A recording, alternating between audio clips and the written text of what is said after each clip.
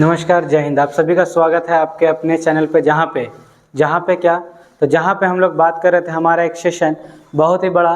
कौन सा सेशन? तो हमारा सेशन जो है अंतिम प्रहार। आपको पता है अंतिम प्रहार का सेशन हम लोगों के टीम के द्वारा लाया गया है, जिसमें हम लोग एक मोटिवेशन एक क्या रखे हैं कि अपने यहाँ से हम लोगों को करना है क्या, तो अपने यहाँ से सिलेक्शन दिलवाना है JSSC CGL 2023 में। और लोगों को सिलेक्शन किस तरह से दिलवाया जाएगा, तो हमारा ये सेशन फिलहाल जो है वो है विज्ञान पे आधारित। इसी तरह का आपको झारखंड जीके, इसी तरह का आपको मैथ्स का और भी अन्य सब्जेक्टों का जितना भी है सबका मिलते जा रहा है। बस आपको क्या करना है, तो लाइक शेयर एंड सब्सक्राइब, वो भी तब जब आपको ये सेशन प्यारा लगे, तब इस काम को आपको करना है, लोगों पे फैलाना है, लोगों के बीच में इस सेशन को फैलाना है। और याद रखिएगा एक एक यहाँ पे जो प्रश्न डिस्कस किए जा रहे हैं सारे के सारे कहीं ना कहीं किसी न किसी एग्जाम्स में और ख़ास करके झारखंड के एग्जाम्स में आए हुए प्रश्न हैं।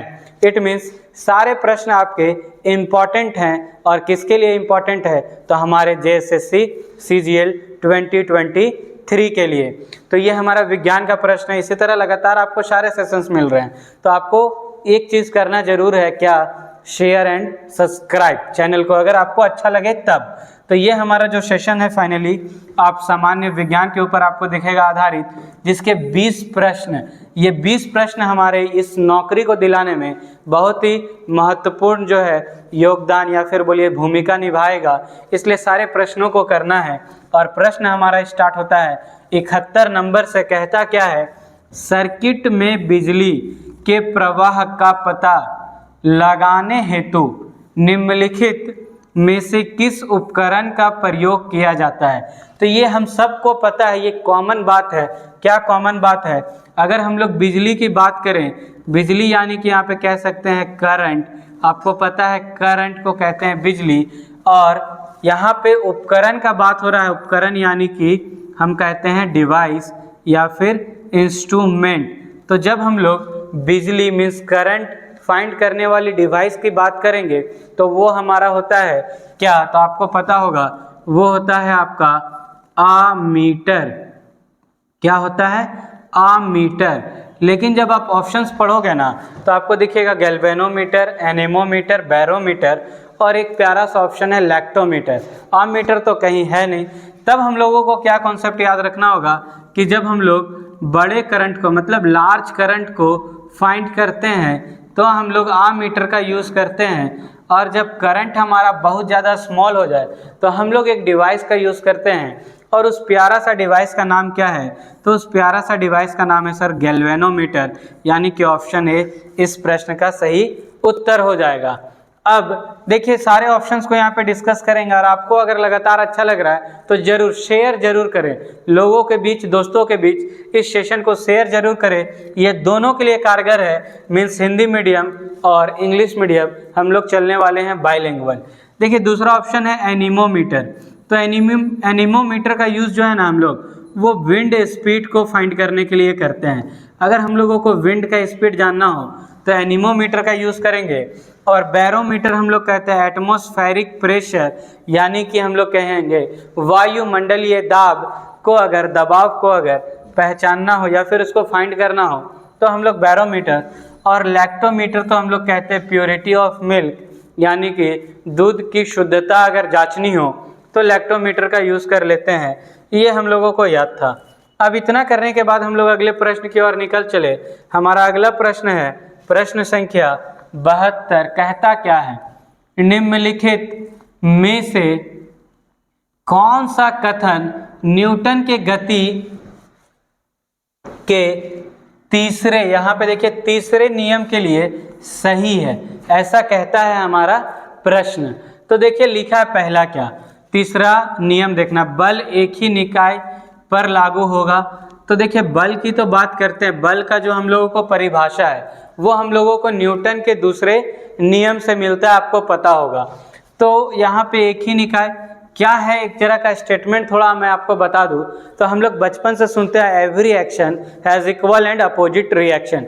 और इसमें एक मीम्स भी चला था कि आप किसी को एक चाटा मारिए तो अगला आपको एक चाटा मार रहा है, मीन्स क्या, न्यूटन थर्ड लॉ लग रहा है। मतलब हम जो एक्शन दिखा उसका रिएक्शन मिला, न्यूटन थर्ड लॉ हम लोग कहते हैं। तो यहाँ पे क्या होगा, दो अलग अलग निकाय हैं, बल का यहाँ पे काम हो रहा है, तो यहाँ पे लिखा कि बल एक ही निकाय, तो एक ही निकाय का तो बात ही नहीं कीजिए। तो तीसरे ऑप्शन के तरफ बढ़ेंगे, बल अलग अलग निकाय पर विपरीत दिशा में लागू होता है। जी हाँ, ये ऑप्शन सी इसका सही है, विपरीत दिशा भी है, हम दिशा इधर से उधर की ओर, उसका दिशा उधर से इधर की ओर, तो यहाँ पे ऑप्शन सी जो है वो सही हो जाता है। और बढ़ जाते हैं हम लोग 73 नंबर प्रश्न की ओर। कहता क्या है, इनमें से कौन सी एक रासायनिक प्रतिक्रिया नहीं है। नहीं वाले पार्ट पे जोर दीजिएगा, हम लोग छोड़ते हैं और क्वेश्चन वहीं पे आता हुआ गलत हो जाता है एग्जाम में। तो बोला कि रासायनिक प्रतिक्रिया, तो इंग्लिश मीडियम वाले यहाँ पे ध्यान दीजिएगा, आपसे पूछा है क्या सर, तो आपसे पूछा है केमिकल रिएक्शन। अब जब हम लोग बात करेंगे, किसकी बात करेंगे, तो केमिकल रिएक्शन की, तो अपघटन तो आता है केमिकल रिएक्शन में, ऑक्सीडेशन एंड रिडक्शन हम लोग पढ़ते थे ना, तो अपघटन भी आएगा, ऑक्सीकरण भी आएगा, दोनों हमारा हो गया, दोनों को काट दीजिए। हाइड्रोलिसिस हम लोग कहीं ना कहीं रसायन विज्ञान में ही पढ़े हैं, तो ये भी वहीं पे आ गया रासायनिक अभिक्रिया में। लेकिन गुरुत्वाकर्षण तो हम लोग भौतिकी में पढ़ते हैं, इट मीन्स इसका सही उत्तर हो जाना है गुरुत्वाकर्षण, और उसको टिक करके हम लोग ऑप्शन टी सी को टिक करके आगे बढ़ जाएंगे 74 नंबर प्रश्न के ओर। और 74 नंबर प्रश्न क्या कहता है जरा वो देखिए, केल्विन पैमाने पर लिए गए ताप को सेल्सियस पैमाने पर बदलने के लिए आपको दिए गए ताप में डैश होगा। और ऑप्शन देखिएगा तो 273 घटाना, 273 जोड़ना, 173 विभाजित और 273 से गुना। तो 173 तो हम लोग कभी नहीं पढ़े बचपन से आज तक, क्या नहीं पढ़े, तो हम लोगों को एक चीज़ पता है, और वो एक चीज़ क्या है, तो वो एक चीज़ है प्यारा सा 0 डिग्री सेल्सियस बराबर क्या, 273 केल्विन। याद रखिएगा जब आपसे कभी एग्जैक्ट वैल्यू पूछ दे तो 0 डिग्री सेल्सियस बराबर 273.15 केल्विन, 273.15 केल्विन को टिक करेंगे। हालांकि जब सॉल्व करते हैं हम लोग तो 273 लिखते हैं, तो 0 डिग्री 273 के बराबर है। और आपको क्या करना है, केल्विन पैमाने पर लिए गए ताप को केल्विन पे था सेल्सियस में बदलना है, यानी कि इसको इधर से इधर। और हम लोग मैथ्स में इतना पढ़े हैं, गणित हम लोगों का स्ट्रांग है, क्या पढ़े हैं, तो जब भी इक्वल टू मतलब बराबर के उल्टा तरफ कोई चीज़ को लेकर जाएंगे ना तो साइनवा बदलता है, मतलब प्लस वाला माइनस में बदल जाएगा और मल्टीप्लाई वाला डिवाइड में, डिवाइड वाला मल्टीप्लाई में। तो यहाँ प्लस है माइनस में बदल जाएगा, मतलब क्या होगा, माइनस करना होगा, और कितना, तो ये नंबरवा आपको दिख रहा होगा कितना है 273, तो 273 हम लोगों को घटाना पड़ेगा। और सीधा बढ़ जाएंगे 75 नंबर प्रश्न की ओर। कहता क्या है, प्रति सेकंड इकाई क्षेत्र से गुजरने वाली ध्वनि ऊर्जा की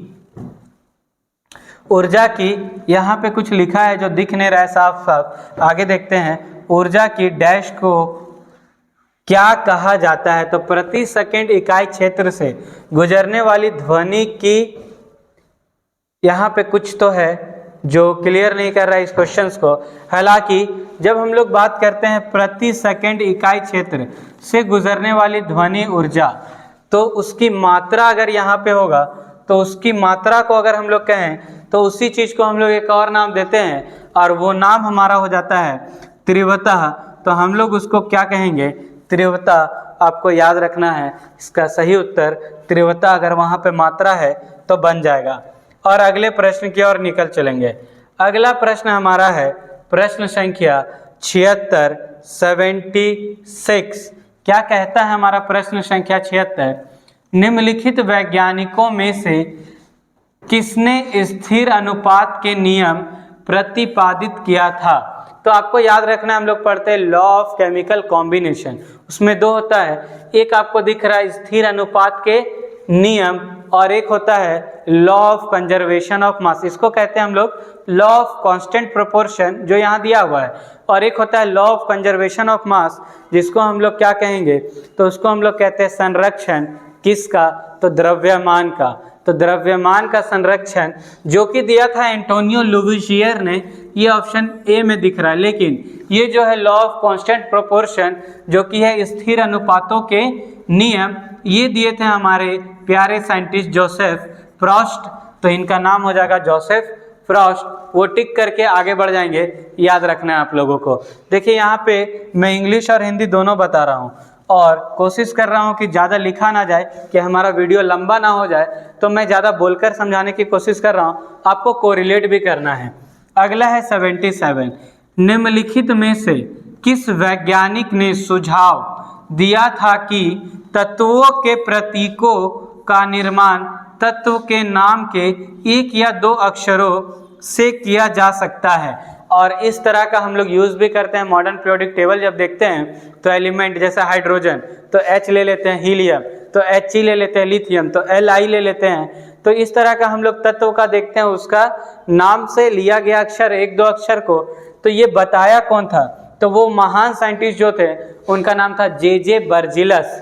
अब ऐसा ऑप्शन जहाँ दिया होगा उसको टिक कर देंगे। तो ऐसा ऑप्शन आपको ए में ही दिख रहा है जो कि लिखा है बर्जिलस।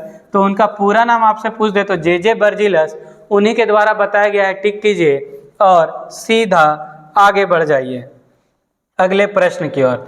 और अगला प्रश्न आपको दिखेगा प्रश्न संख्या 78। कहता क्या है? तो प्रश्न संख्या जो हमारा 78 है वो कहता है जिस परमाणु की बाह्य कक्षा में इलेक्ट्रॉनों की संख्या पूर्ण होती है उसकी संयोजकता हम लोग कहते हैं वैलेंसी को। और मैं आपको याद दिला दूं कि आप अगर हमारा अंतिम प्रहार वाला लगातार सेशन देख रहे हैं तो आपको इसके पहले वाले सेशन में ये क्वेश्चन रिपीटेड है, मैंने बताया था। तो यहाँ ज़्यादा एक्सप्लेनेशन ने संयोजकता क्या होती है तो शून्य होती है। आपको एक्सप्लेनेशन देखना है तो मैंने पहले वाले वीडियो में, इसके पिछले वाले वीडियो में किया है, आप वहाँ जाकर आराम से देखिए। 79 की ओर निकल चलते हैं। आधुनिक आवर्त सरणी में एक टेढ़ी मेढ़ी रेखा किससे अलग करती है? ये भी प्रश्न हमारा बताया गया है पिछले वाले सेशन में ही। इस तरह का आवर्त सरणी, इसको फिर से बनाता हूँ, इस तरह का आवर्त सरणी, और आवर्त सरणी में यहाँ टेढ़ी मेढ़ी रेखा, तो इधर वाले एलिमेंट को इधर वाले, मतलब दोनों तत्वों को अलग करती है। और पिछले वाले में मैंने बताया था वो किसको अलग करेगी, तो धातुओं को अधातुओं से। तो बस ऐसा ऑप्शन सी में दिख रहा है, मारिए टिक और बढ़ जाइए आगे अगले प्रश्न की ओर। और अगला प्रश्न हमारा जो है क्या कहता है, तो 80 नंबर है और कहेगा क्या, तो 80 नंबर हमारा कहता है कौन से तत्व का गलनांक और क्वथनांक सबसे उच्च है? तो ये ऑप्शन बेस्ड क्वेश्चन है। ऑप्शंस को देखिए, ऑस्मियम, लिथियम, सोना, टंगस्टन। तो जब चारों को देखेंगे तो दो तो ऐसा ही कट गया। अब सोना और टंगस्टन में आपको आएगा कंफ्यूजन। तो याद है जो हम लोग घर में बल्ब यूज़ करते हैं, प्रकाश बल्ब, उसका तंतु जो होता है वो किससे बना होता है? तो उसका तंतु यानी कि जो इंग्लिश मीडियम वाले होंगे, फिलामेंट ऑफ अ बल्ब की बात मैं कर रहा हूँ, किससे बना होता है? तो वो बना होता है टंगस्टन से। टंगस्टन हमारा जो है इसलिए इससे बनाते हैं क्योंकि इसका मेल्टिंग पॉइंट बहुत ज़्यादा है। अगर मेल्टिंग पॉइंट ज़्यादा है तो सोना यहाँ पे कट गया और बचा क्या, टंगस्टन। सीधा टिक कीजिएगा और आगे बढ़ जाइएगा। इसका सिंबल बहुत प्यारा है, कैपिटल वाला W, ठीक है। W के पीछे भी कहानी है। ये सारा जब हम लोग नाम पढ़ते हैं ना तत्वों का, तो बोलते हैं कहाँ से लिया गया है, तो सारा लिया रहता है लैटिन नेम से। लेकिन ये एक लौता ऐसा है जिसको लिए हैं जर्मन से। जर्मन नेम इसका होता है वुल्फॉर्म, वहीं से आया हमारा टंगस्टन। चलिए इतना कहानी के बाद हम लोग अगले प्रश्न की ओर। और अगला प्रश्न हमारा है प्रश्न संख्या 81। क्या कहता है? रीढ़ को डैश भी कहा जाता है। रीढ़ जो हम लोगों का रीढ़ का हड्डी है, वर्टिब्रल कॉलम, उसको। तो यहाँ पे देखिए फीमर तो हमारे जांघ के हड्डी को कहते हैं, वृक्ष तो कहेंगे नहीं। रिब्स आप सभी को पता है, शरीर जैसे हम लोग चेस्ट को देखते हैं तो रिब्स कहते हैं। तो बचा क्या, मेरुदंड। तो सीधा मेरुदंड को टिक कीजिए और बढ़ जाइए अगले प्रश्न 82 नंबर की ओर। कौन सा हार्मोन रक्त शर्करा का, मतलब हम लोग कहीं ना कहीं बात किसकी कर रहे हैं, तो शुगर लेवल की, शुगर को बहुत कम होने से बचाता है। ये भी हमारे प्रीवियस जो हम लोग पिछले सेट का प्रैक्टिस किए इस अंतिम प्रहार वाले सेशन में उससे लिया गया है। तो सीधा इसका ऑप्शन बी ग्लूकागोन सही करके हम लोग आगे बढ़ जाएंगे। एक्सप्लेनेशन देखना होगा तो आप पीछे वाले वीडियो को एक बार स्क्रॉल कर सकते हैं। 83 नंबर प्रश्न, आपातकालीन स्थिति के दौरान कौन सा हार्मोन उत्सर्जित होता है? तो जैसे मान लीजिए हम लोग नॉर्मल चल रहे थे, अचानक पीछे से कोई कुत्ता भौंकने लगता है, या फिर हम लोग कहीं पे गए और घबराहट में कभी बचपन में आम वाम चुराए होंगे दूसरे के घर से और उसका मालिक आ जाता है, तो घबराहट में हम लोग क्या करते हैं, तुरंत छलांग जाते हैं, वो भी दीवार जो देखकर लगता है कि इम्पॉसिबल है छलांगना। तो वो कैसे पॉसिबल होता है? तो हम लोगों के बॉडी में एक हार्मोन रिलीज होता है और उसी के कारण ये संभव लगने लगता है। वो हार्मोन जो है वो है आपका एड्रेनलिन हार्मोन। तो ऑप्शन बी हमारा यहाँ पे सही होगा। इसको हम लोग कहते हैं क्या, एक और नाम देते हैं, याद रखिएगा। इसका जो दूसरा नाम है बहुत प्यारा है क्या, तो ये पॉजिटिव थिंकिंग को हम लोगों को प्रमोट करता है। तो बस याद रखिए पॉजिटिव थिंकर हार्मोन किसको कहा जाता है, तो एड्रेनलिन को। अगला प्रश्न 84 नंबर प्रश्न क्या कहता है उसको देखते हैं हम लोग। तो 84 नंबर प्रश्न को जब हम लोग देखेंगे तो कहता है 84 नंबर प्रश्न हमारा क्या, तो देखिए जरा उसको, यदि डैश शामिल हो तो और भी अधिक विविधता उत्पन्न हो जाएगी। ये भी ऑप्शन बेस्ड है, जरा ऑप्शंस को देखिए। लैंगिक प्रजनन मतलब सेक्सुअल रिप्रोडक्शन, बाइनरी विखंडन ये असेक्सुअल का बात कर रहा है, विविधता आएगा नहीं। वनस्पतिक जनन ये भी असेक्सुअल है, नहीं आएगा। और ये तो सीधा लिख ही दिया असेक्सुअल रिप्रोडक्शन मतलब अलैंगिक प्रजनन। तो इसका सही उत्तर ऑप्शन ए लैंगिक प्रजनन होगा। टिक करके आगे बढ़ जाएंगे 85 नंबर की ओर। मासिक धर्म के कारण योनि में रक्त किस कारण बहता है? तो मासिक धर्म अच्छा से कोरिलेट, जो लड़कियां हमारी बहनें हमारी माताएं अच्छा से कोरिलेट कर पा रही होंगी, बात पीरियड्स की हो रही है। और जब बात करते हैं तो जो रक्त है वो किस कारण से संचारित होता है, क्वेश्चन हमारा ये है। तो जब हम लोग इसका स्ट्रक्चर देखेंगे किसका, फीमेल रिप्रोडक्टिव सिस्टम का, तो फीमेल रिप्रोडक्टिव सिस्टम का स्ट्रक्चर में हम लोग बात करते हैं यूटेरस की। और यूटेरस जो है वो बना होता है किससे, तो इंडोमेटेरियम टिश्यू से। वही क्या होता है, टूटना शुरू होता है और जो हमारा ब्लड है वो बनता है। तो हम लोग कहेंगे यहाँ पे वैसा ऑप्शन, तो शुक्राणु तो होगा नहीं, अंडाशय नहीं, योनि की दीवारें नहीं, तो बचा क्या, गर्भाशय के परत के टूटने से। वही इंडोमेटेरियम टिश्यू जो है हम लोग कहते हैं यूटेरस का जो वॉल है वो टूटना शुरू होता है इस कारण से। 86 नंबर प्रश्न, निम्नलिखित में से कौन सा नाइट्रोजन फिक्सेशन बैक्टीरिया है? तो ये डायरेक्ट क्वेश्चन है, नाइट्रोजन फिक्सेशन आपसे पूछ दे तो आपको याद रखना है नाइट्रोजन फिक्सेशन जो होगा वो किसके कारण होगा, तो वो कहीं ना कहीं राइजोबियम बैक्टीरिया के कारण। और ऐसा ऑप्शन आपको बी में दिख रहा है, तो बस टिक कीजिए राइजोबियम बैक्टीरिया और आगे बढ़ जाइए 87 नंबर की ओर। क्या कहता है, डैश में असमान अनुजात कोशिकाओं का उत्पन्न होता है। तो किसमें होगा ऐसा, तो ऐसा होता है जब हम लोग पढ़ेंगे अलैंगिक प्रजनन, तो उसमें पढ़ेंगे एक नाम मुकुलन। मुकुलन यानी कि कहते हैं बडिंग, जैसे ही बात होगा मुकुलन, इंग्लिश में कहते हैं बडिंग। तो वैसा आपको कहाँ पे दिख रहा है, तो बीजाणु जनन नहीं होगा, विभाजन भी नहीं होगा, विखंडन भी नहीं, तो मुकुलन आपको ऑप्शन सी। तो इसका सही उत्तर ऑप्शन सी को टिक करके आगे बढ़ जाएंगे हम लोग 88 नंबर प्रश्न की ओर।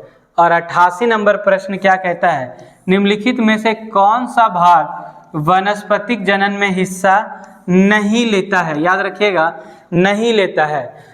तो पत्ते तो लेंगे, जड़ भी लेगा, तना भी लेगा, लेकिन फूल जो है वो लैंगिक जनन में आता है, तो ये अलैंगिक जनन का बात भी नहीं करेगा। तो इसको बस टिक कीजिए और आगे बढ़ जाइए 89 माइक्रोसॉफ्ट कॉरपोरेशन। ये आपका कहीं ना कहीं संगणक से है, कंप्यूटर से है। तो माइक्रोसॉफ्ट कॉरपोरेशन की स्थापना कब की गई थी, तो सन 1975 में। डायरेक्ट क्वेश्चन टिक करके अगले प्रश्न की ओर 90, जो कि है निम्न में से किस प्रजाति को काश्मीरी हिरन भी कहा जाता है? तो काश्मीरी हिरन हम लोग हंगोल को कहते हैं। सीधा हंगोल जहां दिखे तो पहला ही ऑप्शन आपको हंगोल दिख रहा है, बस टिक कीजिए और आगे बढ़ जाइए। और सेशन आपको प्यारा लग रहा है तो ज़रूर कमेंट करके बताएं कि हाँ सेशन में प्यारा लग रहा है, कुछ और कमी है तो वो पूरा कर लीजिए। और साथ ही साथ बने रहें हमारे साथ। मिलेंगे फिर नेक्स्ट अंतिम प्रहार वाले इसी तरह के सेशन में। तब तक के लिए जय हिंद।